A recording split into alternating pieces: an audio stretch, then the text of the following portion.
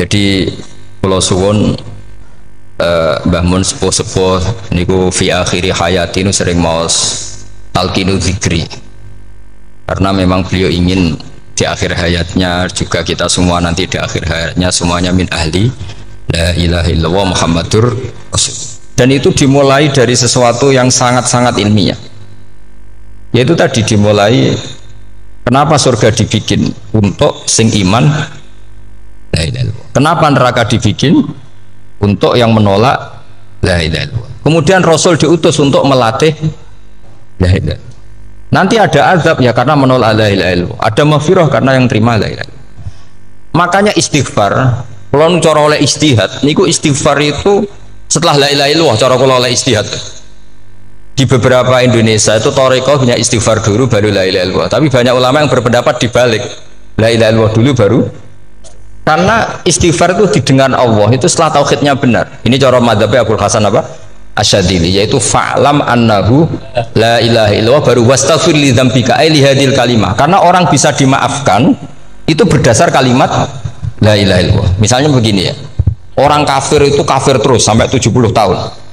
Sekali melafadzkan la ilaha illallah itu yughfar lahum ma qad salaf. Jadi kullil ladzina kafaru iyantahu yughfar lahum ma qad salaf. Artinya orang kafir itu belum pernah tahlil, belum pernah istighosahan, ya belum pernah istighfar, tapi sekali melafadzkan la ilaha illallah secara sah langsung yughfar lahum maqad salah. Berarti dulu mana la ilaha illallah sama istighfar untuk kepentingan dimaafkan Allah? La ilaha illallah cara madzhab Abul Hasan Asyadili, karena alasannya wong kafir sing kafir wae tanpa istighfar asal kalimat la ilaha illallah benar langsung yughfar lahum maqad salah.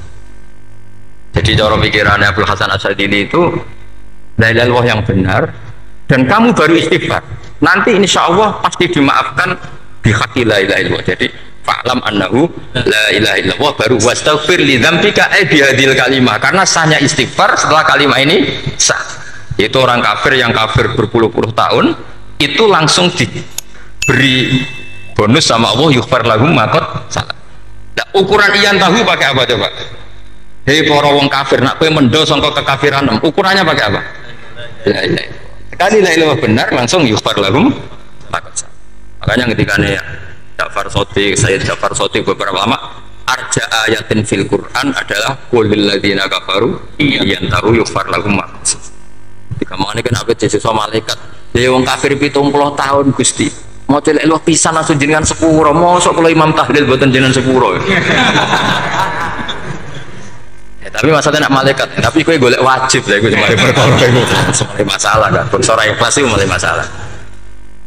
Nasim gurih malah menang, tapi kalau mau celek lu agak gremeng, mergo kesuwen, karena kesuwen mau gremeng sing dosa sing tahlil apa sing gremeng? Sing tahlil ya melok dosa mergo kesuwen, sing gremeng dosa, wong kalimat thayyibah kok di gremengi. Nah, terus sing ngundang yang malah dosa pisan ribet kan? Ya ora ono fikih ngono ya ora ono. Maksudnya kalau cerita daripada rawan dosa ya mendingan la ilaha illallah sing orang grem. Carane piye? Sing mimpin ya sing fasih sing cepet. Insyaallah. Oh teng desa kula anggere menit tahlil ben Gus Wak seneng kabeh. Mesti cepet. Jamin mesti cepet. Kalau ya sering ngomong, aku cepet lah luwih mati sing suwi ya. Kau suwi mari dosa gremeng ya perkara. Nah kiai kan do sungkan wae kula. Nah teng adat masyarakat kan nggih sampai Gus sampai anak kiai kan sungkan dadi kiai sing tua-tua akhirnya melok cepet. Dan ini harus diilmoni. Saya ulang lagi ya. Sebetulnya dalam thariqah Syadziliyah itu la ilaha illallah dulu baru istighfar. Alasannya apa? Sihhatul istighfar itu ba'da sihhati la ilaha illallah. Jadi dia bawa nggih qulil ladzina kafaru iyantahu yughfar lahum ma qad salaf. Saiki intiha anil kufri, berhenti kekafiran dengan kalimat apa? La ilaha illallah. Itu langsung yughfar lahum ma qad salaf. Dan Allah ngendikan fa'lam annahu la ilaha illallah baru wastaghfir li dzam ai bihadil kalim. Artinya gini, bisa saja istighfar kita itu tidak didengar Allah karena tauhid kita tidak pernah benar. Mau ngelafat notok tapi tauhidnya tidak benar. Maka terus dibutuhkan latihan-latihan dari ahlul ilmi, misalnya kayak Imam Sanusi, kayak Imam Asy'ari, itu pelatihan-pelatihan la ilaha illallah dengan pemaknaan yang luar biasa. Misalnya begini, Ambil saja la ilaha illallah itu dengan makna seperti ini. Tidak ada sesuatu yang maujud kecuali disebabkan oleh yang super maujud. Alam raya ini, langit bumi ini kadung berstatus maujud. Kan nggak mungkin yang maujud diciptakan yang tiada. Nak ngono hadhil maujudat khalaqaha wajibul wujud.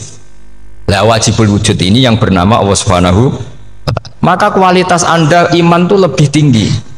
Selama ini kan enggak. Orang no pangeran kecuali Allah. Terus Allah itu yang siapa? Ya Allah yang siapa itu harus kamu berani mensifati. Allah belum pernah menceritakan dirinya di Quran kecuali beliau dia mensifati zatnya. Saya adalah sing khalaqas samawati wal arda misalnya. Saya adalah zat yang begini. Karena itu dengan cara itu bisa dikenali. Ya, dengan cara itu bisa dikenali. Makanya Allah itu harus kita kenali, yaitu lewat ma'rifatullah. Ibadah tertinggi adalah ma'rifat. Ya caranya ma'rifat tadi dimulai. Gak mungkin alam raya ini kemudian diciptakan oleh al-adam, sesuatu yang tidak ada. Pasti yang namanya maujudat diciptakan yang maujud. Karena maujud ini maujud pencipta harus super. Nah super itu bahasa Arabnya wajibul wujud. Karena pencipta harus awal. Gak mungkin Fir'aun itu Tuhan lahirnya di bumi, berarti dulu buminya ketimbang Fir'aunnya. Tuhan-Tuhan yang lain juga begitu, masa dulu buminya ketimbang Tuhannya. Makanya Allah pasti Tuhan betul karena bersifat awal, bersifat qadim. Nah kalau kamu mulai latihan gitu, iman kamu itu bil bayyinah, dan syaratnya iman yang benar adalah bil bayyinah.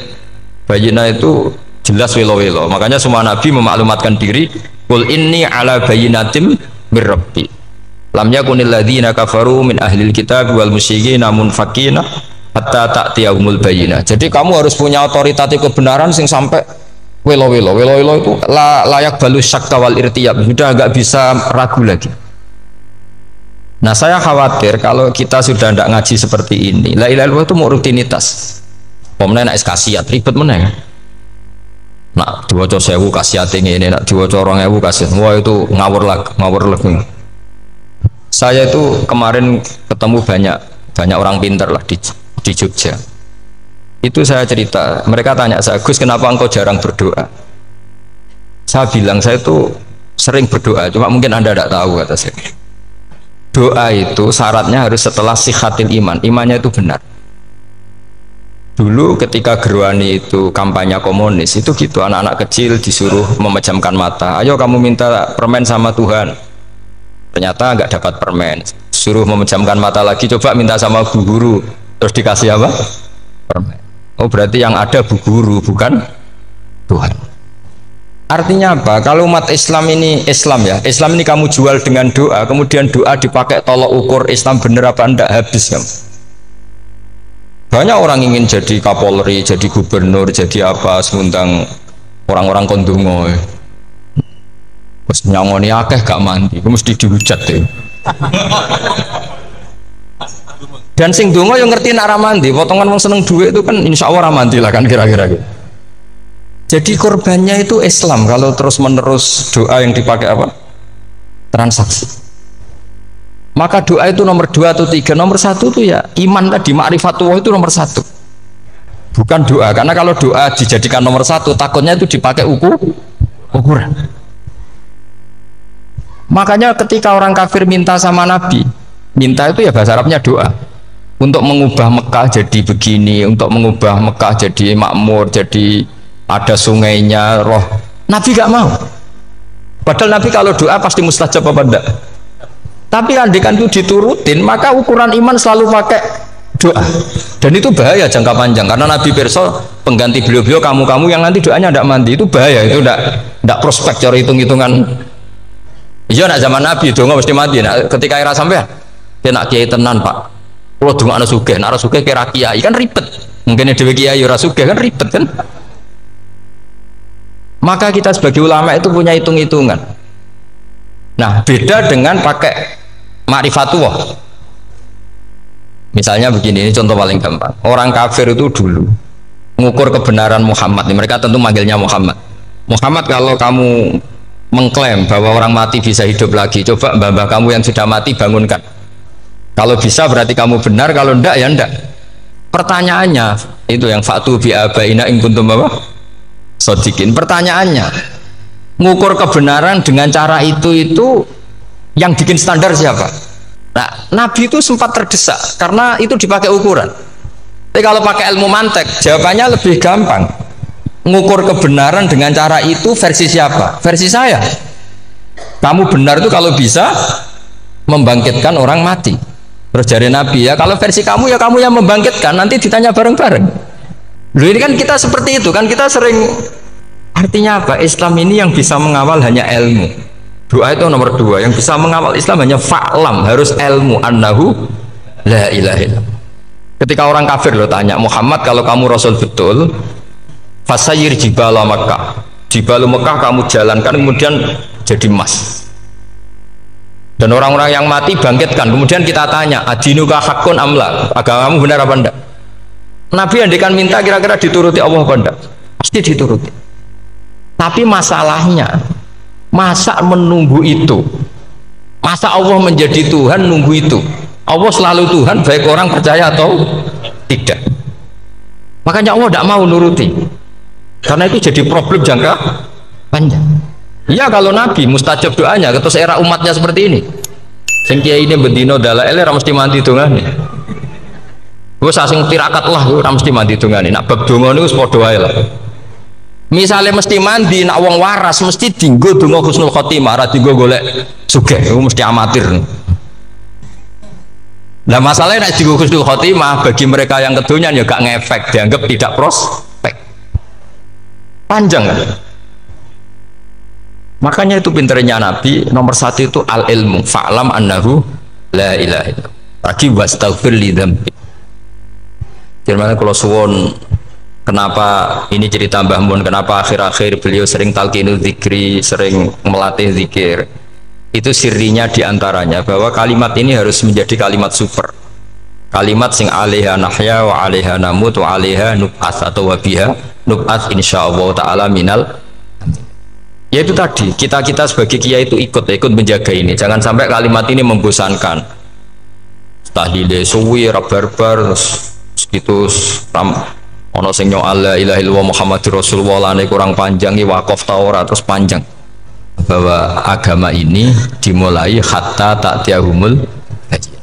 Jadi sesuatunya harus benar-benar sampai jelas. Orientasi para ulama dulu itu cara menerangkan la ilaha illallah itu sampai difahami an bayyinatin. Makanya semua nabi memaklumatkan diri kul inni ala bayyinatin mir rabbi, sampai di situ. Dan semua cerita-cerita di tafsir Jalalain, di apa-apa itu ukuran kebenaran itu lam yakunil ladzina kafaru min ahlil kitab wal musyrikin namun fakina hatta ta'tiyahumul bayyinah. Monggo. Maka semua kita itu harus punya kecakapan untuk merangkai dalil. Kalau gak ada pengalaman saking kitab-kitab turos, kitab-kitab dulu. Itu ketika beberapa ulama ditanya, dulu ketika ulama-ulama dulu berdebat tentang apakah imanul muqallid, imannya orang yang tidak bisa berargumentasi tentang Tuhan itu diterima apa enggak? Rata-rata ahli sunnah bilang diterima, tapi tetap dengan catatan itu potensi goyah. Kullu man qallada fit tauhidi imanu lam yakhlu min tardidi. Tapi ternyata ulama-ulama itu prakteknya juga mengajari masyarakat supaya ada sedikit dalil atau kepastian logika. Masyhur itu ulama dulu ketika tanya orang-orang Arab, orang-orang desa, ya Arabi, bima arafta rabbak, kamu kok tahu kalau Tuhan itu ada, itu gimana? Jawabannya mereka meyakinkan, al-ba'ratu tadullu alal ba'ir wa atharul aqdam yadullu alal masir. Ono tletonge sapi ya mesti ono sapine, ono atharul aqdam artinya ono tipake wong liwat ya mesti ono sing liwat. Sehingga itu sudah dianggap cukup, kalau ada makhluk ya ada khalik. Artinya terus menjadi gampang ketika Allah ngendikan misalnya am khuliqu min ghairi syai'in, mosok hadhil makhluqat sing maujudat kemudian khalaqahal adam, itu kan gak ketemu akal. Maka termasuk kekaguman saya sama kitab Fathul Bari sarahnya Bukhari itu ngendikane wahada sing inda ahlil mantak yusama iltidzadan aklian, bahwa agama ini harus ada kenyamanan secara akal. Kalau Nabi membahasakan wajada halawatal apa? Iman. Iman yang manis itu misalnya kita profesor, kita ilmuwan, kita seorang yang top, yang paling cerdas di dunia. Kemudian kamu secara agama didogma oleh pimpinan agama kamu. Kebetulan pimpinan agama kamu misalnya komunis.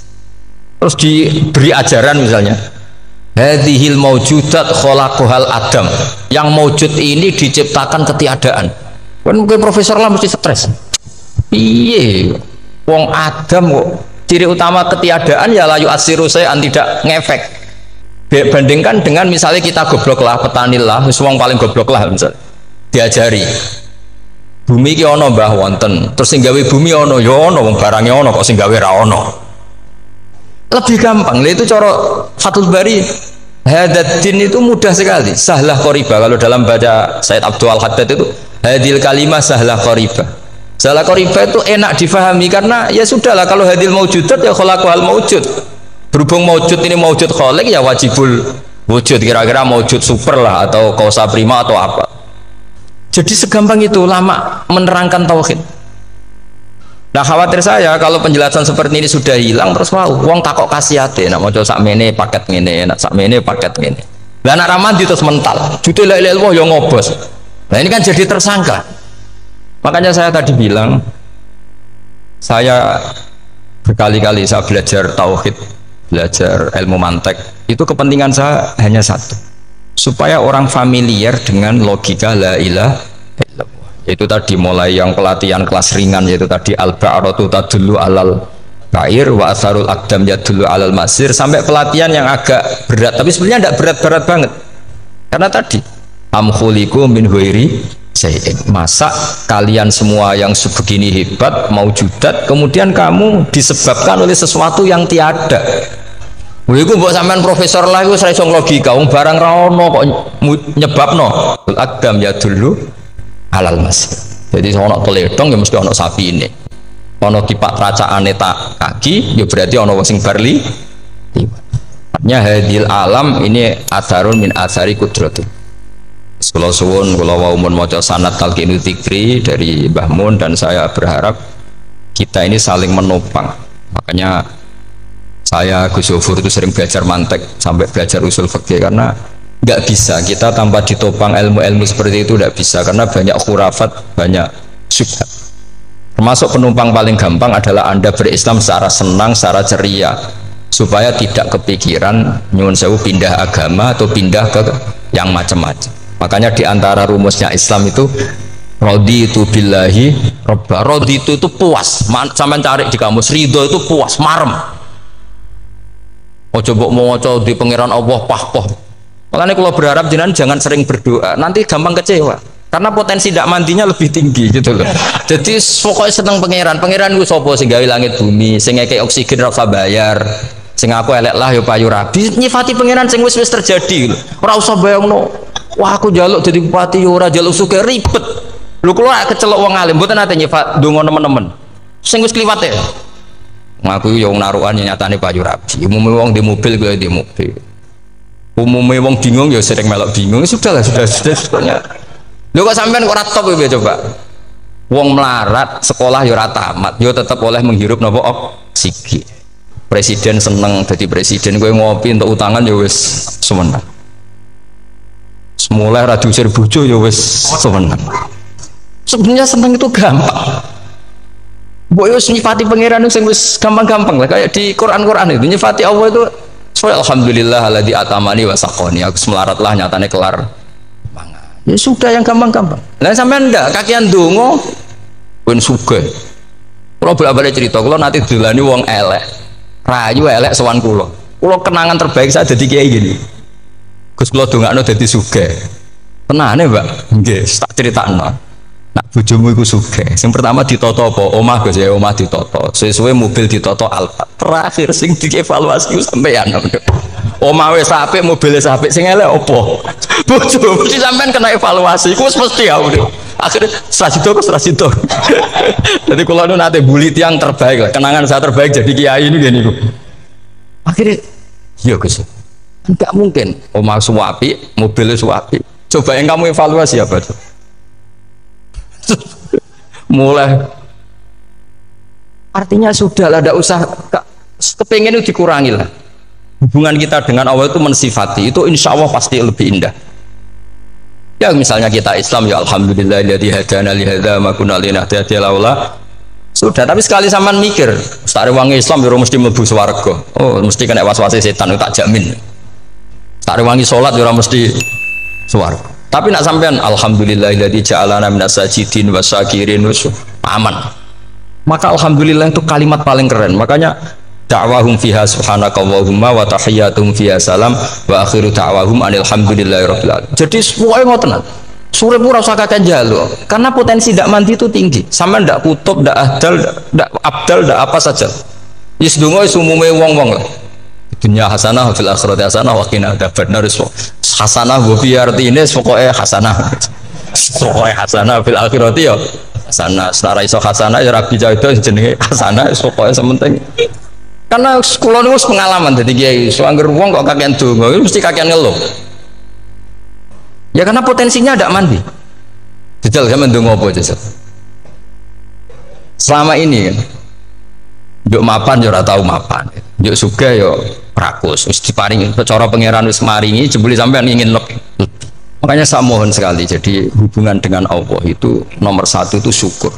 Syukur itu di atas takwa. Di Quran itu ada fattaqullaha la'allakum. Jadi takwa itu supaya ke derajat syukur. Karena tadi lah, cobalah dilatih. Saya pernah ngecek orang yang sekarang dugem menikmati maksiat dengan orang yang takwa mensyukuri tidak maksiat, itu nikmatnya itu masih tinggi nikmatnya orang yang syukur karena berhasil meninggalkan maksiat. Makanya kamu yang syukur, bengi-bengi seradi duit ning kamar wudu, bariku ngelamun cucu besok. Yes, alhamdulillah gak maksiat. Kira usah bayangno terus tahajud, qiyamul lail iku para habaib, para ulama wis kira ramakome lah seperti itu. Terus ramakome. Tangi turu seradan tempiring wis alhamdulillah. Sing gampang-gampang ya. Dan itu memang ajarannya Nabi. Jadi Nabi itu kalau bikin ajaran itu orang sing asbaha aminan fi sirbi sesuai mu'afan fi badani indahu kutu yaumi faka'an nama khizat lahu dunya bi khadafiriha. Jadi David bayangkan itu man asbaha aminan fi sirbi ngontrak ya ora diusir sing di omah, kumpul mertua ya ora diusir mertua, kumpul bojo ya ora diusir bojo, aminan fi sirbi mu'afan fi jasadi urip nak guyu do banter wis bengak-bengok indahu kutu yaumi dina iku iso mangan iki wis faka'an nama khizat lahu dunya bi khadafiriha. Anggap ae kowe itu sak donya. Lha wong paling sugih gawe kolam renang paling 100 meter persegi. Kowe ndelok laut renang sak kapoke. Pokoke urip sing gampang itu. Kok senengane repot to? Senengane repot. Pokoke kula kepengin jenengan syukur lah. Pokoke lho nggih malah niki pokoke niki kampanye syukur lah. Pokoke karena tadi coba yang biasa donga-donga itu dikurangi lah. Syukurnya dulu yang lho sampean tak arani doa yang mandi itu dimulai apa? Asana Allah. Tinggi mana doa dengan syukur? Syukur. Nabi itu kalau berdoa itu nyifati Allah panjang sekali.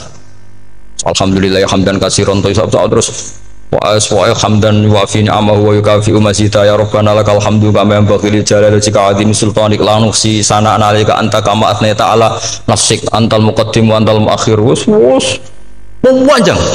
Sampean kan gak mukaddimah suwidi. Dongane sing wis gak dia 13 wis kalau kan sering mau ikhya itu kalau muji pangeran itu sampai lupa Imam Ghazali saking panjangnya. Sama dulu donga-dongane Nabi itu kalau muji Allah itu panjang sekali dongane sithik. Mak jenengan mukaddimah alhamdulillah rabbil alamin nabi angop pas donga ya Allah ya Rabbana temenan blas gak dia 3. Jadi saya mohon sekali ya, agama ini harus bifarohin wa syukurin. Kalau dungo yang paling kalau kenang sama yang Mbah Mun gini, us farihin amuna amin. Pokoknya kita itu pokoknya senang. Makanya kalau suwun lah. Pokoknya beragama terus senang. Rodi itu bila roba. Rodi itu kalau anak maknanya marem lah. Marem di pangeran Allah itu marem. Kata Sayyidina Ali lah. Kafani izzan antakuna li robban wa kafani fakhran anakuna laka abdan. Pun Gustin tek bangga kula dadi manusa. Mergo pangerane jenengan. Cara di pangeran Fir'aun kan yo ribet wae. Mati tenggelam dadi ton. Terus wa kafani fakhron an aku nalaka abdan. Kula nu seneng banget mergo dadi kawulane jenengan. Misale dadi kawulane presiden ya iso coplok. Kawulane menteri kadang ketangkep KPK. Kawulane wong sugih kadang bangkrut. Ribet kan? Makanya beliau ngendikan kafani izan antakuna li robban wa kafani fakhron an akuna laka napa abdan. Terus niki kula rada provokatif lho. Semergi zaman akhir sampai pandemi ngeten wis ra syukur ribet. Setelah saya jadi kiai dan penelitian, saya itu berkali-kali didatangi dokter, tentara, juga polisi. Mereka sering bilang gini, "Gus, saya ini dokter negeri. Saya ke NTT, ke Papua, karena saya muslim, berkebutuhan Islam, maka dibikinkan musola, dibikinkan masjid. Kalau kiai tidak bisa, bikin sendiri urunan mau narik siapa, gitu. Mau narik tarikan di jalan yang mau nyumbang siapa. Tapi kalau kebutuhan negara, karena tugas negara, ya difasilitasi negara dan tidak dianggap misionaris karena negara. Itu juga di beberapa negara yang non muslim kayak di Argentina, di Venezuela itu ada masjid, ada kajian Islam ya karena duta besar dan itu aparat negara. Disinilah kearifan para ulama berkoalisi dengan umarok dengan makna yang positif bahwa agama ini harus ditopang umarok, sistem negara. Tentu di situ ada tentara, ada polisi, ada macam-macam. Kita sebagai kiai juga nggak berdaya di depan para bandar narkoba apa-apa kalau nggak ada BNN.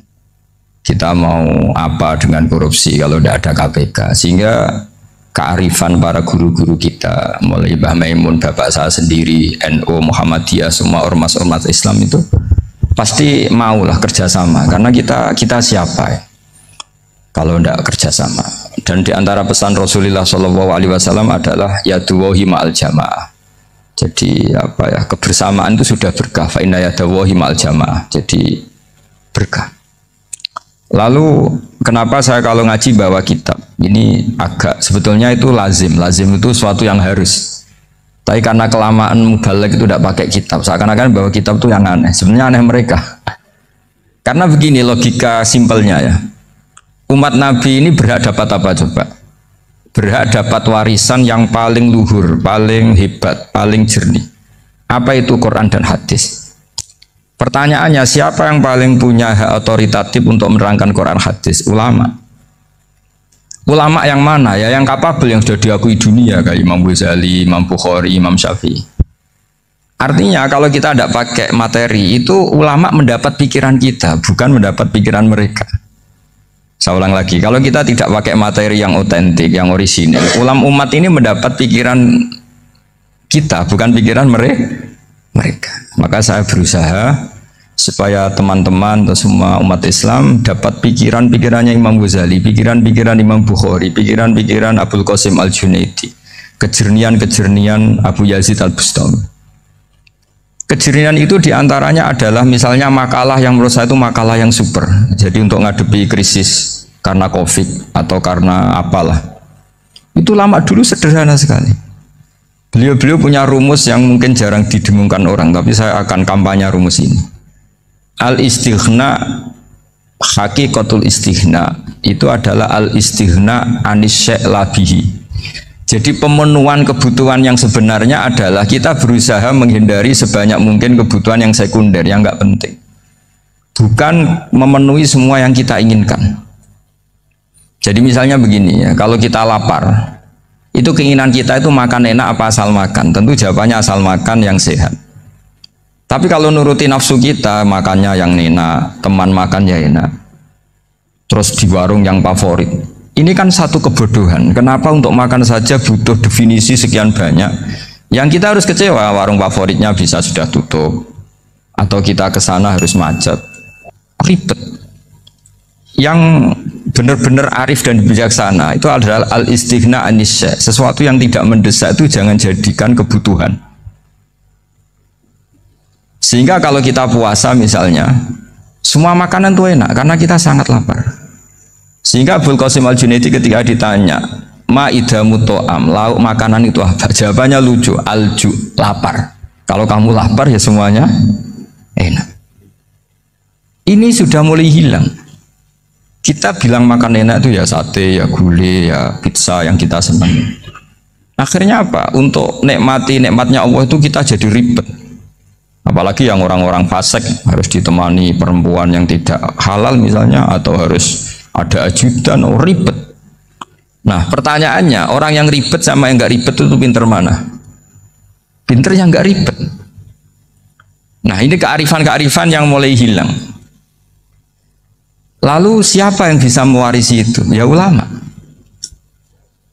Jadi ulama itu cara berpikir sebenarnya simple.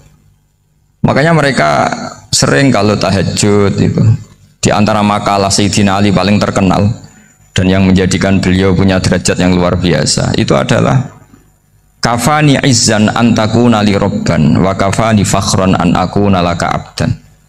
Ya Allah, saya ini sudah begitu mulia, begitu terhormat dan sangat-sangat terhormat karena yang menjadi Tuhan itu Engkau. Jadi rumus pertama itu karena menjadi Tuhan itu Engkau. Hanya Tuhan yang abadi, Tuhan yang pertama, hanya Tuhan yang al-awwal. Coba ya Allah, kalau saya ini punya Tuhan Fir'aun, punya Tuhan mati jadi tontonan lagi, itu kerennya di mana coba? Andaikan kita punya Tuhan Fir'aun, atau punya Tuhan yang asal usulnya manusia, apapun hebatnya manusia itu, kita punya Tuhan manusia itu. Tuhan yang lapar, yang kalau nggak makan mungkin pingsan, mungkin bisa kena COVID, nanti Tuhannya diisolasi, kayak apa? Makanya ketika Tuhan Allah menyindir ketuhanan selain Allah itu, Allah hanya menyindir dengan kalimat sederhana, karena yakulani to'am, yang kamu tuhankan itu masih makan. Artinya kalau nggak makan ya lemes.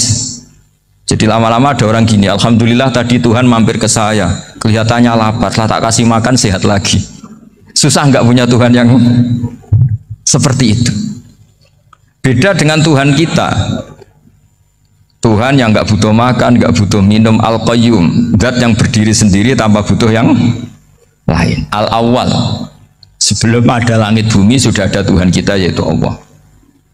Bandingkan dengan Tuhan-Tuhan yang dipertuhan yang lain, yang adanya setelah bumi, misalnya Fir'aun dan sebagainya. Sehingga Sayyidina Ali pertama jadi kebanggaan apa? Kafani izzan antakuna li robban. Saya ini keren betul karena punya Tuhan yaitu Engkau. Tuhan yang lahul asmaul husna, Tuhan yang semuanya punya kebaikan, punya keabadian, punya keagungan. Terus wa kafani fakhron an akuna laka abdan, dan saya bangga sekali karena saya menjadi hambamu. Kalau saya jadi hambanya Pak Rektor ribet kan, sudah tak hormati ternyata nanti tidak rektor, ya kan ribet kan. Terus pokoknya ribet, jadi budaknya manusia itu ribet. Makanya ada seorang wali datang ke temannya yang jadi presiden atau jadi raja, datang ke situ karena tidak punya uang, mau minta uang karena temannya raja. Setelah sampai sana ternyata temannya ini karena orang soleh pas berdoa, ya Allah saya minta ini, minta ini, minta ini. Terus si wali tadi pulang. Kenapa kamu pulang? Ternyata dia sama, masih minta-minta kayak saya. Jadi sederhana dia. Sama-sama minta kamu, minta zat yang kamu mintain katanya. Jadi dulu itu orang itu sebegitu dekat dengan Allah. Sehingga si raja ini terus ketemu wali tadi tanya, kenapa kamu menyepelekan saya? Padahal sekarang saya raja. Terus ditanya sama wali tadi, karena temannya, kalau kamu di padang pasir tidak bisa minum, dan harus minum 1 gelas dengan ongkos, kamu harus mengasihkan semua kerajaan kamu demi minuman itu. Pilih mana, minuman apa tetap jadi raja? Ya saya milih bisa minum. Saya tidak raja tetap hidup, tapi kalau nggak minum mati. Bagaimana Anda bangga dengan satu kerajaan sing la yusawi kak samain, yang tidak sama dengan segelas air. Jadi artinya terus mereka melihat jadi raja itu ya biasa, jadi presiden biasa, jadi rektor biasa, karena mereka biasa berlogika hakikatul izzah itu ya taqarrub ila Allah, yang benar-benar terhormat itu ya dekat dengan Allah. Begitu seterusnya mereka bikin paradok-paradok yang aneh, tapi itu menjadi pelajaran. Bapak saya Ki Nur Salim itu senang baca anekdot Nasiruddin Koja. Itu kalau bikin orang-orang aneh, itu dia datang ke satu pesta pakai baju lusuh, pakai sarung lusuh atau celana lusuh, sama sohibul bed yang punya acara dibiarin. Setelah dibiarin dia pulang pakai jas, pakai dasi, pokoknya keren. dihormatin, pakai Alphard, maunya dihormatin, silahkan. Pas dia disuruh minum, minumannya itu disokkan saja ke sakunya. Jas, kamu harus minum yang banyak, karena kamu yang dihormati, bukan saya. Terus makanannya semuanya diletakkan di saku, ada nggak apa? Ayo kamu makan yang banyak. Alphardnya juga gitu, dikasih sate apa? Ayo kamu makan yang banyak. Mereka tidak melihat saya, melihat kamu. Wah, akhirnya orang satu pesta itu istighfar semua, berarti kita ini salah. Terus dia pidato, kenapa kamu ngomong gitu? Tadi saya datang, orangnya sama. Gara-gara beda pakaian, penghormatannya beda. Berarti yang berhak dapat makanan ini jasa ya, bukan saya. Betapa naifnya kita sebagai orang. Ternyata kita masih hormat sesuatu yang seperti itu, yang atribut lah. Jadi orang-orang sufi itu orang yang bisa menertawakan dunia. Akhirnya ya, pertama dia dianggap orang gila, masa jas dikasih makan, dikasih minum. Tapi secara fikih dia benar, haram dia makan. Karena pas dia datang dibiarin, setelah pakai jas dikasih makan. Berarti hakikat yang dapat rezeki siapa? Jasnya apa orangnya? Jasnya apa orangnya? Jasnya. Jadi itu orang-orang sufi, kearifan orang-orang dulu itu bisa ngelola hal-hal yang keseharian menjadi luar biasa. Ada seorang wali melihat istrinya makan satu piring, anaknya makan satu piring. Ditanya, kalian kenyang? Wah, kenyang sekali. Melihat anaknya minum kopi satu cingkir, senang. Kalian senang-senang sekali. Wah, kalau senang dengan hal-hal yang murah bisa, ngapain harus senang dengan hal-hal yang mewah? Bodoh sekali saya. Sehingga terus mereka bisa qanaah. Qanaah itu ya hidup itu simple, sederhana. Jadi tentu saya tidak akan ngomong yang muluk-muluk, selain itu tidak bidang saya juga apa ya, kita ini butuh obat di kondisi COVID seperti ini, butuh kesederhanaan, butuh apa ya, istighna tadi. Kita harus istighna billah an ghairillah. Jadi sudah cukup bahwa Allah ini segalanya. Sehingga tadi saya dengarin himnenya Unisula, yang paling saya kagum adalah dimulai dengan kalimat-kalimat thayyibah. Di antara tugas suci Nabi Ibrahim dan semua Nabi adalah wa ja'alaha kalimatam baqiyatan fi aqibi. Nabi Ibrahim itu Nabi yang diberi gelar Allah. Dia adalah Nabi yang menjadikan kalimat tauhid itu kalimat yang abadi. Fi aqibi, di anak turunnya, di semua generasinya, baik anak turun karena gen maupun karena pembinaan, karena pendidikan. Ini penting sekali saya utarakan karena apa? Satu kehidupan itu sebenarnya digerakkan oleh kata-kata, oleh mutu kalau oleh bahasa modern. Sehingga banyak ulama mengatakan al-ibarat kutun li'ailatil mustami'in, bahwa redaksi atau mutu atau pegangan hidup itu penggerak kehidupan. Sehingga sebetulnya manusia itu digerakkan oleh kalimah-kalimah itu, oleh moto-moto itu, oleh prinsip-prinsip hidup itu. Misalnya orang Palestina itu tiap hari ke pasar gitu. Mereka ke laut itu. Ditanya kenapa tidak takut tembak Israel? Jawabannya lucu. Kena tembak ya mati, nggak makan ya mati, nggak kerja ya mati. Ya sudah sama-sama mati ya mendingan aktivitas normal. Tapi saya tidak menyarankan itu untuk melawan COVID. Ini cerita saja. Kamu jangan provokator itu. Karena ini wilayah sensitif. Jadi banyak orang yang poligami, kalau ditanya alasannya gitu, istri satu ya cerewet, dua ya cerewet, mendingan 4. Ya banyak ya gitu. Tapi ada yang kebalikan, istri satu cerewet saja hampir jantungan, apalagi 4, tinggal matinya kan gitu. Itu semua yang menggerakkan itu kalimat. Kalimat itu satu pegangan. Banyak orang loh yang nggak ingin jadi rektor tuh banyak loh Pak Bejo. Jangan kira semua dosen ingin jadi rektor. Melihat rektor sibuk rapat mempertahankan reputasi Unisula, terus sering pegang kepala, ngapain repot-repot? Jadi tukang sapu aja dapat gaji, ngopi, rokokan, selesai.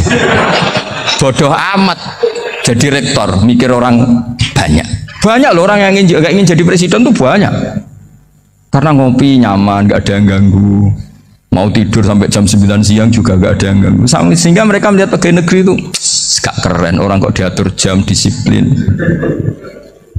Itu memang cara Allah membagi rahmat. Mau kamu apakan coba? Cara syukurnya dia seperti itu. Bapak saya dulu tuh sering ngajarin saya, diajak jalan-jalan pagi-pagi.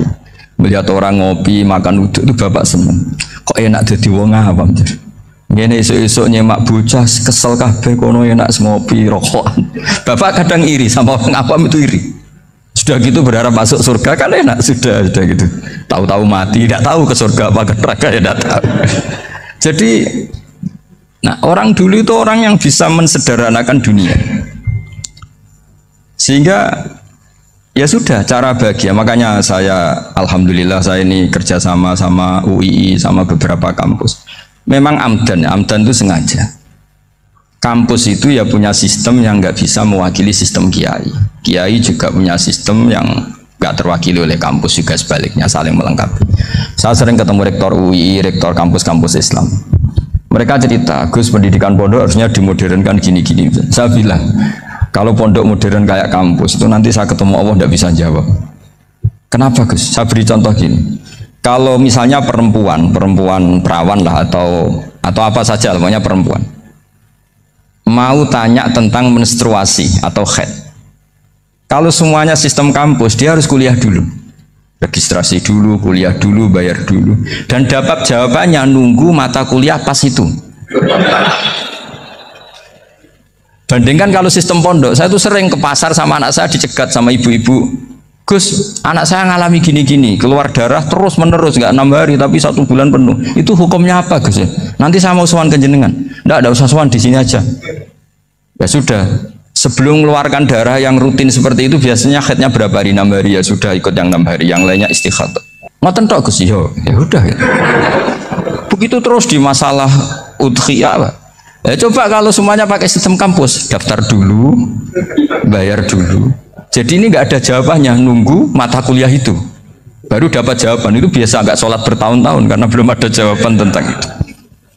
Nah itu kalau misalnya orang mati, tahunya cara apa memulasara jenazah itu nunggu kuliah dulu, pas mata pelajaran itu dulu, baru menangani orang mati. Berarti orang mati itu tergeledak semua. Tapi kalau kiai kan enggak. Kesini orang mati terbakar, kalau dimandiin malah badannya copot-copot, itu gimana hukumnya? Ini ada orang mati Gus Kendat, ini disolati apa enggak? Ada orang mati apa itu oplosan itu disolati enggak? So sering ditanya gitu. Gak usah registrasi Pak Rektor, gak usah registrasi, gak usah daftar, gak usah seminar.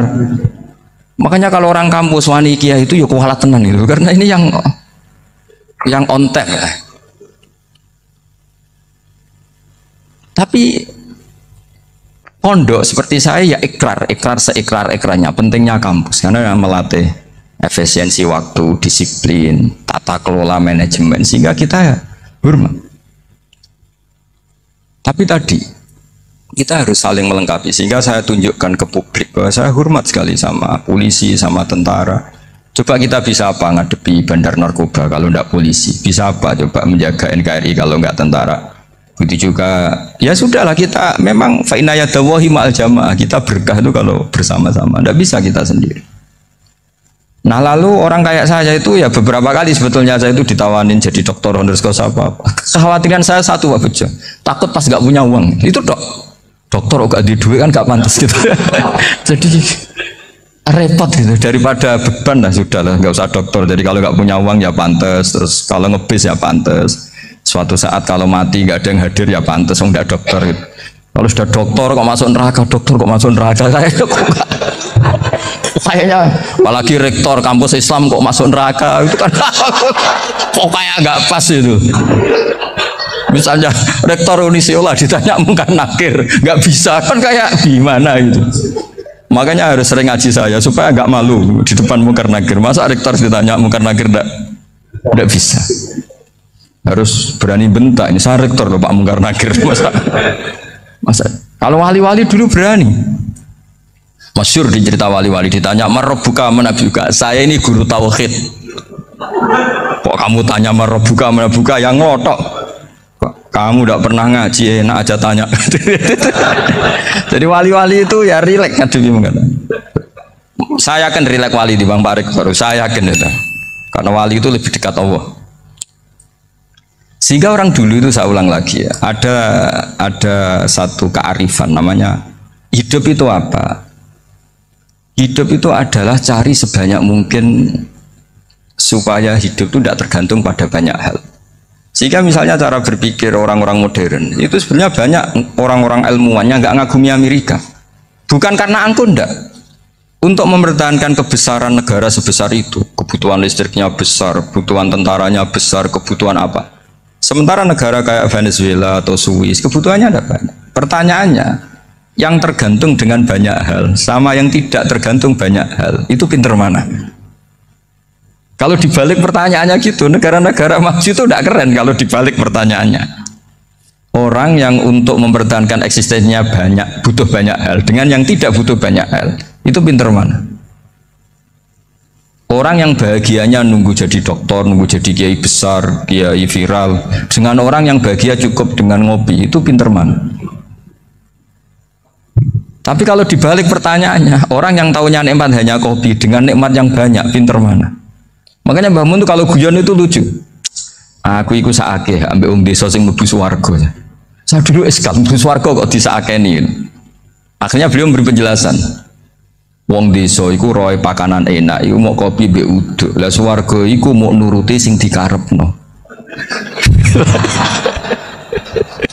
Akhirnya semua mangan wis ngopi, nguduk, ngopi ora roh pakanan liyane ku ora roh. Nasi mandi yo ora roh, pizza yo ora roh apa-apa. Terus saya bilang, wah lah niku nak nganti selera tentang wanita cantik. Iku juga sederhana. Rodok pesek ya wis cantik, rodok ireng ya wis. Apa bidadarinya seperti itu karena saking enggak pengalamannya. Jadi surga itu kan nuruti apa yang diinginkan. Kira-kira keinginan orang kampung kalau di surga itu apa coba? Makanan apa coba? Ya nggak senengnya ketemel gemblong itu. Artinya malaikat lebih suka nangani surganya orang-orang kampung di Bang Pak Rektor. Ini sudah ribet ini. Makanan apa saja sudah dicoba ya. Terus kalau di mall tahu orang macam-macam, seleranya macam-macam pasti itu. Enak mana kalau sampai jadi malaikat pelayan surga? Suka ngelayani orang kampung apa yang orang kota? Orang kampung kan. Jadi ya itu guyon ya, guyon tapi itu menjadi pikiran kita bahwa orang yang banyak kebutuhan itu sebetulnya banyak kebodohannya karena menggantungkan kebahagiaannya dengan banyak hal. Makanya Imam Syafi'i ngendikan istighna itu apa? Al istighna anisya'i. Yang dikatakan kecukupan adalah berusaha sebanyak mungkin banyak hal tidak kamu butuhkan. Bukan memenuhi semua kebutuhan kamu karena nafsu kamu ini tidak ada batasnya gitu. Kalau kamu penuhin nggak akan selesai. Itu ada perempuan yang kurang cantik itu minta doa saya, Gus doain suami saya kaya, terus tak guyonin, terus nggak minta. Kalau suami kamu kaya, yang pertama dirubah itu apa? Rumah supaya rumah saya bagus. Kedua apa? Mobil supaya mobil saya bagus. Nanti yang dievaluasi itu kamu. Mobil bagus, Alphard, rumah mewah, istrinya kamu pasti itu dievaluasi langsung nggak usah sudah gini aja kan. Jadi pertama yang dievaluasi itu kaya itu coba kalau suami kaya itu yang dievaluasi pertama rumah ya, rumah ganti, setelah itu apa? Mobil. Kira-kira berikutnya akhirnya harus bagus, nggak jadi. Nabi Ibrahim itu pernah minta umur panjang. Keren umur panjang. Sama Allah nggak dijawab. Datang orang tua gitu mertamu ke Nabi Ibrahim. Terus disuguhi dikasih kurma. Apa itu? Kok kurma apa? Anggur. Anggur yang sudah matang sekali. Sudah dimakan. Setelah dimakan meler keluar lagi. Dimakan lagi meler lagi. Terus Nabi Ibrahim masuk lagi ke kamar. Ya Allah doanya tak cancel. Nanti kalau saya tua kayak itu. Jadi Allah itu nggak jawab langsung tapi ngirimkan itu. Akhirnya ya Allah nggak jadi. Nanti takut itu. Saya pernah ngalami jadi kiai tadi ada ibu-ibu ya kurang ya nggak pati cantik lah. Suaminya tuh miskin sekali. Minta doa saya supaya kaya. Bareng tak kasih pertimbangan itu udah nggak usah nggak jadi. Jadi itu kearifan. Tapi kearifan ini harus kita tanamkan. Saya nggak bisa membayangkan Indonesia yang besar ini. Andai kan tidak ada qanaah. Nerimo ing pantum. Coba sekarang ada COVID. Andai kan Indonesia tuh kayak Perancis. Saya beberapa kali punya tamu orang yang hidup lama di Perancis, bahkan dapat istri orang Perancis. Itu dulu nggak begitu mencintai Indonesia. Tapi setelah di Perancis 2 tahun, wah Indonesia hebat. Di Perancis itu kata dia kalau cerita, semua kebutuhan masyarakat itu dibebankan ke negara. Apa saja minta negara, apa saja nyoal negara. Sementara Indonesia Coba kalau Indonesia mengalami seperti ini kok tidak ada konaan rimo ing pantum, bisa kios Indonesia. Orang miskin nyalahkan negara, kelaparan nyalahkan negara, apa saja. Tapi barokahnya dididik kiai jogeman nyalahno wong liya. Sore pun romo ing pandum, diame. Sampai gak ngerti kalau Covid. Banyak tuh orang-orang kampung itu, orang lugu-lugu itu. Mbah niki saking Covid, salam ning Covid muga-muga umure panjang.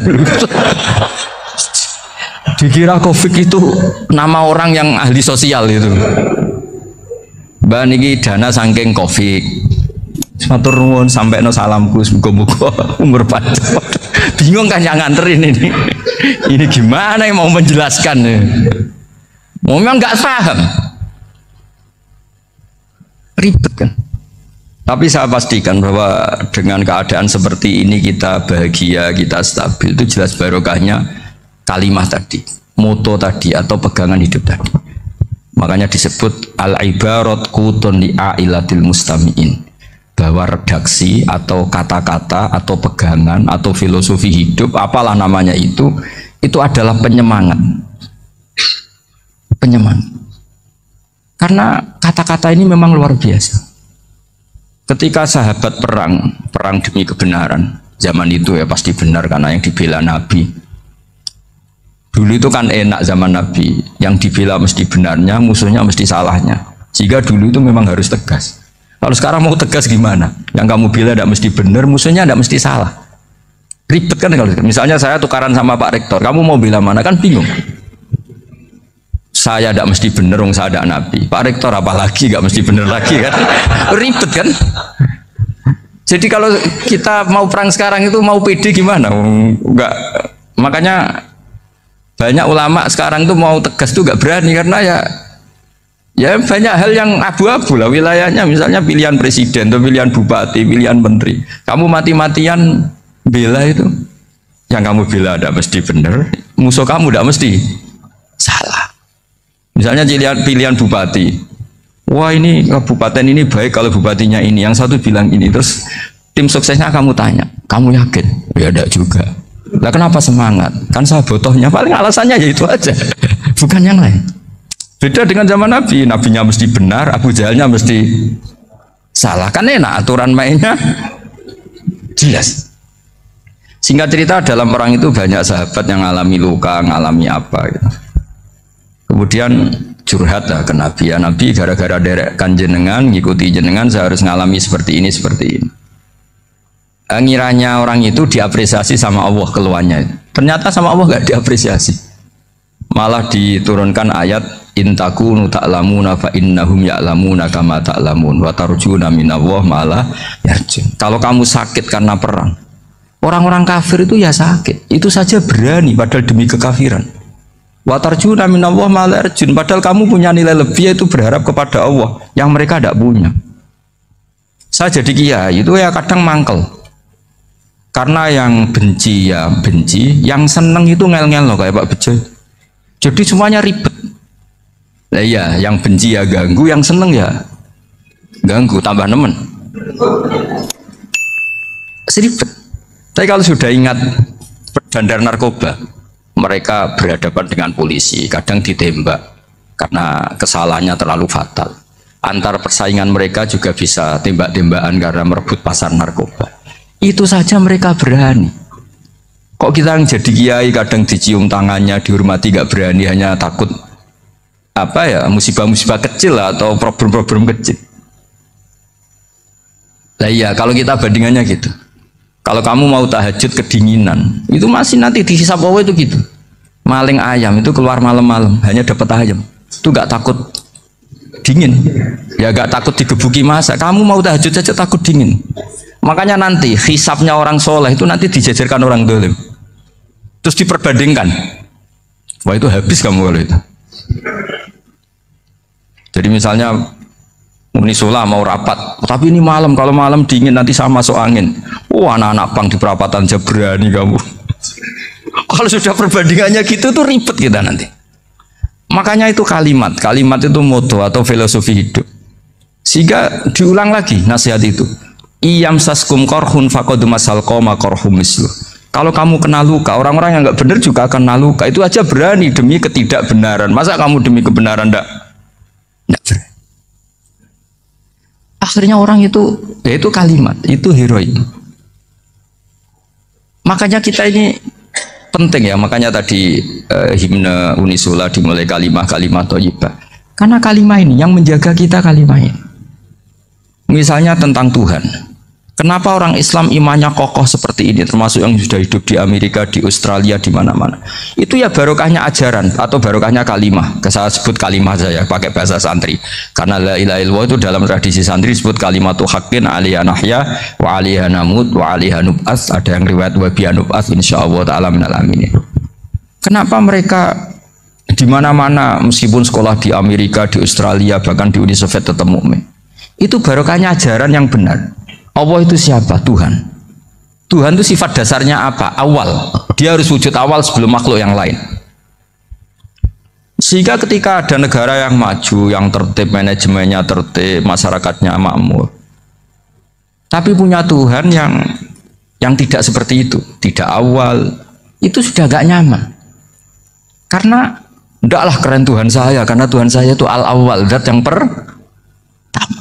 Tuhan saya keren lah, zat yang nggak mati, Tuhan yang nggak mati, yang nggak pernah mengalami kematian. Sehingga tontonan atau yang dilihat kenikmatan-kenikmatan yang lain ini tidak mengubah dia pendirian tentang Tuhan, karena mantapnya satu kalimat tadi bahwa Tuhan itu ya harus satu, harus awal, harus tidak mati, tidak rusak, tidak mengalami apa-apa yang membahayakan. Sehingga ketika ditawarin Tuhan yang lain meskipun menjanjikan secara finansial atau kemakmuran, mereka gak tertarik. Itu coba, itu barokahnya makmur apa barokahnya ajaran? Barokahnya ajaran. Sering negara Islam itu kalah makmur dengan mereka, tapi barokahnya ajaran ini tetap apa? Tetap Islam. Makanya Nabi Ibrahim, Nabi yang sukses bikin wa ja'alaha kalimatam baqiyatan fi aqibi. Sehingga kita ini bekti sama orang tua misalnya, itu ya karena ajaran. Suwargamu itu karek wong tuamu, nak wong tuamu ridho Allah ridho, nak ora ridho Allah ora ridho. Ridho Allah fi ridhol walidain wa sakhatu wa sukhtu wa fi sakhatil. Sehingga ketika ada orang tua yang agak brengsek gitu, anak-anak tetap hormat. Punya orang tua yang miskin, yang sudah miskin, tukang tombok nomor, banyak kan di kampung gitu, ya tetap hormat. Coba kalau dari awal kita ngajari orang tua kamu hormati ya, kalau baik, kalau tidak usah, bisa geger Indonesia. Tapi barokahnya ajaran-ajaran itu Indonesia tertib karena ada ajaran. Nah ini di sini pesantren dan Unisula semua harus berkontribusi membuat ajaran yang benar itu adalah ciri utama Islam. Sehingga Islam ini dimulai dengan ajaran kalimatu haqqin alaiha nahya wa alaiha namut. Sehingga kita tenang seperti ini. Saya ini termasuk kiai yang tenang, meskipun kata orang banyak saya ini kiai besar, tapi termasuk kiai yang paling tenang, termasuk yang paling tenang. Karena saya ini pakai mazhab orang-orang hebat.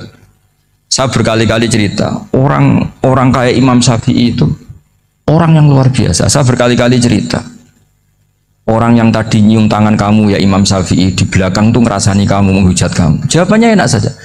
Berarti saya alhamdulillah orang yang wibawa. Buktinya di depan saya nggak berani. Jadi enteng saja. Diceritain sebagian kampung, sebagian separuh dari warga kamu itu nggak suka kamu. Ya bagus lah nggak suka saya, nggak akan utang duit saya. Di mana-mana orang utang itu karena teman dekat. Kalau nggak seneng pasti minimal nggak utang, nggak pinjam mobil, nggak pinjam. Berkah mana yang seneng sama yang gede? Jadi dianggap enteng saja. Semua yang dialamin dianggap enteng saja. Misalnya punya istri pemarah, ya baguslah marahin suami. Kalau marahin tonggo malah ribet. Jadi kamu harus terima kasih kalau dimarahin istri. Baguslah marahin saya mah, kalau marahin tonggo ribet. Jadi enteng saja. Tapi kita sekarang itu karena nafsu ya, sehingga menghadapi hidup ini ribet. Ulama dulu kalau mau mati itu senengnya bukan main. Sudah lama saya ini ingin nggak maksiat, kayaknya nggak maksiat paling efektif itu mati. Ya tidak apa-apa Gusti, kalau sebaiknya mati ya mati aja. Enteng saja. Jadi melihat kematian itu akhir dari segala keburukan atau potensi keburukan. Apapun baik kita sekarang, suatu saat mungkin kita nggak baik. Yang bisa menghentikan ketidakbaikan atau potensi ketidakbaikan itu apa coba? Mati kan? Berarti mati itu mengerikan apa menyenangkan? Mesti kamu tidak berani menjawab. Meskipun secara ilmu kamu berani, tapi secara rasa agak berani kan? Saya ulang lagi ya, yang bisa menghentikan keburukan atau potensi keburukan itu apa coba? Apa? Kematian. Berarti kematian itu menyenangkan atau menyusahkan? Apapun kamu tidak berani jawab karena kamu agak-agak duniawi itu kelihatannya. Tapi secara ilmu, kamu tahu kan kalau mati itu tidak buruk-buruk banget. Karena apa? Itu akhir dari segala. Sehingga Nabi ngajarkan kalimat itu begitu luar biasa. Allahumma ahyini maka natil hayatu khairan li wa tawaffani maka natil wafatu khairan li. Nabi melihat dunia itu begitu indah. Ya Allah, kalau saya ini hidup, anggap saja hidup ini ziyadatan li fi kulli khairin, menjadi modal saya menambah segala kebaikan. Jika suatu saat saya mati, anggap mawon rohatan li min kulli syarrin, itu akhir dari segala keburukan saya. Sehingga mati hidup ya baik karena di situ kita bisa berkontribusi beramal soleh. Mati juga baik karena mengakhiri segala keburukan. Nabi nate ngendikan lagi, ajaban li amril mu'mini inna amrahu kullahu khair. Orang mukmin itu mengagumkan, semuanya baik. In asobathu na'ma syakara fakana khairan lah. Kalau baru dapat nikmat dia syukur, maka itu baik. Wa in asobatu dharra sabara. Kalau dapat masalah mereka sabar, itu juga baik. Sehingga orang mukmin dua sisinya pasti baik. Itu juga kalimat, maksudnya moto atau pegangan hidup. Nah, berikut ini saya beri contoh, ini kenangan saya, ini contoh terakhir. Masalah jadi orang terkenal maupun tidak. Di sini dicontohkan Imam Ghazali di halaman 367 di kitab saya 367, juznya 3 di kitab Ihya Ulumuddin. Di sini beliau cerita betapa untuk menjaga ikhlas sebaiknya orang itu tidak terkenal, tidak syuhrah, tidak terkenal. Oke, itu kita sepakat ya, karena kalau terkenal mungkin orang dipaksa publik dengan tanda kutip untuk selalu berbuat baik, tapi karena jaim lah, jaga image atau apa. Tapi ketika dibalik pertanyaannya, kamu rela yang terkenal itu orang nggak benar, sementara yang orang benar itu nggak terkenal. Lalu masyarakat taunya yang tidak benar. Kalau pertanyaannya dibalik gitu, orang baik wajib terkenal enggak? Kalau pertanyaannya dibalik seperti itu. Dokter yang benar tidak terkenal, yang malpraktek terkenal. Kamu ingin kondisi seperti itu? Gak ingin kan? Kampus yang bagus gak terkenal, kampus yang bagus gak terkenal, yang gak bagus. Nah, artinya apa? Gara-gara olah kata, olah pikiran, ini logika jadi rubah. Lagi-lagi apa? Jawaban itu ada di kata-kata sebetulnya. Makanya bab-bab seperti ini tidak usahlah kita berdebat, berpolemik. Sebaiknya orang itu humul, menutup diri, apa sebaiknya orang terkenal, itu nggak perlu seperti itu. Sudah terserah Tuhan saja. Makanya saya mulai dulu ngaji sampai sekarang itu ya tidak punya punya ikon tertentu atau punya website tertentu, enggak. Sudah terserah Pangeran. Sudah, saya juga tidak sok suci materialistik atau enggak, ya tidak mikir saya. Bukan apa-apa ya, karena saya ini kiai, jadi biasa urusannya sama Allah, tidak sama makhluk. Jadi pusing kalau sama sarah-sarahnya makhluk itu pusing. Meskipun rektor kalau nasihati saya pasti tidak saya terima, itu tetap makhluk, itu sudah ada ngefek kalau saya itu sudah ada itu. Bukan karena saya sombong, ya memang makhluk betul gitu, bukan cuma nasibnya bejo aja, tapi makhluk tetap makhluk. Saya beri contoh ya. Ini makalah yang ditulis Imam Ghazali. Ya. I'lam aslahakallah anna aslal jah wa intisarus sayyid atau sayyidi wal istihar wa huwa mazmum gitu. Balil mahmudu al khumulu illa man saharahu wa ta'ala li nasri dini min ghairi takallufi talabi syuhrati minhu. Jadi kalau kamu ingin ibadah kamu selamat, ya kamu jangan terkenal. Tapi resikonya adalah kalau kebaikan itu tidak terkenal, maka agak dikenali. Kalau nggak dikenali, berarti masyarakat hanya punya percontohan yang tidak baik, karena yang baik tidak terkenal. Jadi itulah ulama-ulama dulu. Jadi apa-apa itu dibanding-bandingkan. Kemudian nanti kelihatan, jawabannya itu kelihatan. Jadi ulama dulu itu biasa ngarang misalnya afatun nikah, sisi negatifnya nikah, harus ngurmat istri, harus macam-macam, kalau terlantar itu ya dosa. Seperti tadi Pak Marsudi cerita, kalau orang ngapalkan Quran itu takut lupa, kalau lupa itu jadi dosa.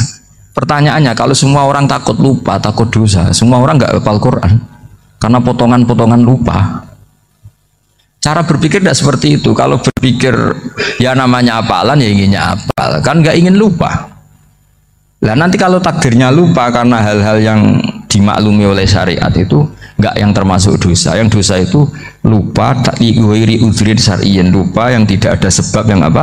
Syar'i. Tapi lupa bawaan EQ-nya tidak bagus, lupa bawaan sering dibentak. Oh itu nggak masalah karena bawaannya orang tertekan itu ya lupa. Coba kamu hafal Quran terus punya kredit jatuh tempo, pas hari itu aku yakin nggak cerdas sudah.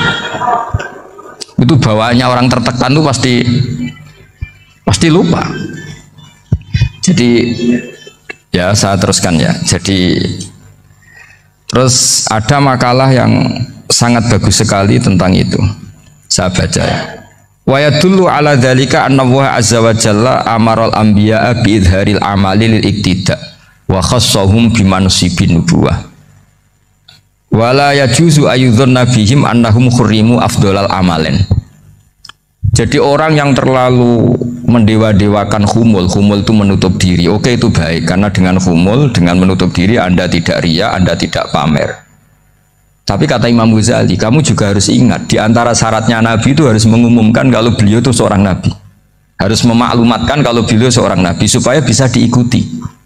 Caranya sholat harus diumumkan sehingga Nabi itu mengatakan harus jamaah.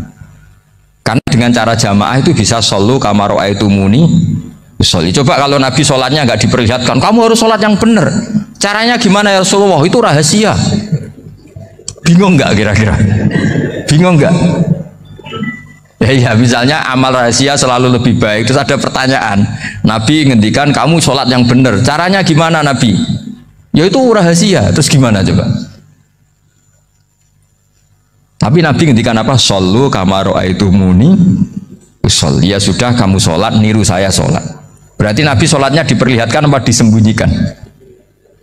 Diperlihatkan. Jadi begitu juga saya berkali-kali bilang, orang tahu kalau itu bidan ya berdasar tulisan itu bidan. Tahu kalau itu dokter gigi ya itu dokter gigi. Jangan sampai gara-gara tidak ada tulisan mau beli alat bangunan di dokter gigi, mau periksa gigi di toko bangunan. Gara-gara apa? Nggak ada maklumat. Nah, di sini ulama-ulama selalu memaklumatkan dirinya. Termasuk Imam Ghazali ketika ngarang kitab dinamai Ihya Ulumuddin, bahwa kitab ini bisa menghidupkan ilmu-ilmu agama yang mulai hilang. Begitu seterusnya. Jadi ini ngaji ya. Jadi orang itu harus ngerti. Jadi jangan nuruti emosi sendiri atau logika sendiri. Bahwa saya suka humul, ya monggo, agama Islam menyediakan sarana itu. Uzlah itu ya punya sisi kebaikannya sendiri. Tapi syuhrah terkenal asal tidak nuruti nafsu juga punya sisi kebaikannya sendiri. Setidaknya umat ini punya satu master kebaikan yang mudah diakses.